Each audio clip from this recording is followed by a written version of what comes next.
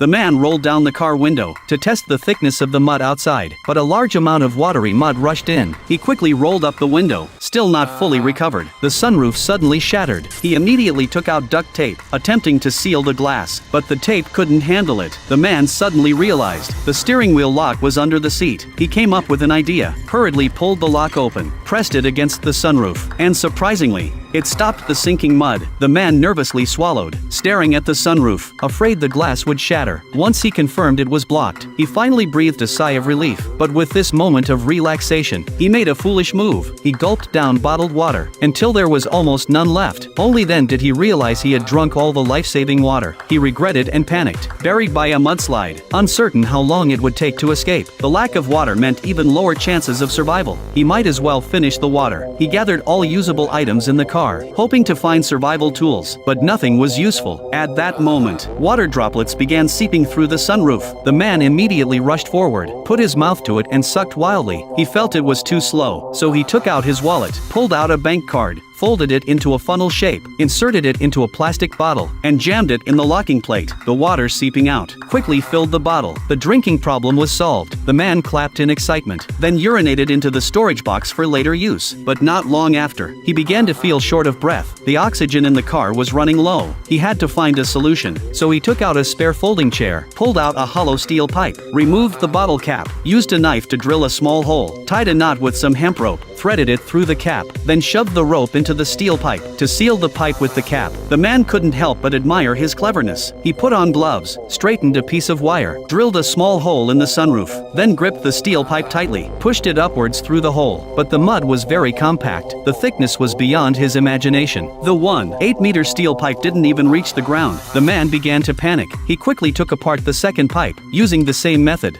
inserted the rope, connected it to the first pipe, slowly pushed it upward, until the entire steel pipe went through. But then he hopelessly realized that 2 pipes weren't enough. Breathing became even harder. The man felt afraid. There was no time to think. He tore down the last pipe, pushed it upwards with all his might. This time the steel pipe was blocked by something. No matter how hard he pushed, it didn't work. The man let out a desperate scream, hastily took out the jack, tried to push the steel pipe upward. Not long later, the jack reached its limit. The steel pipe still hadn't pierced the mud, so he placed a towel on his shoulder, braced his body against the steel pipe, and pushed it upwards with all his strength. The steel pipe finally broke through the soil. He quickly inserted the wire, opened the cap of the pipe. Leaning forward to take a look, he saw a faint glimmer of light.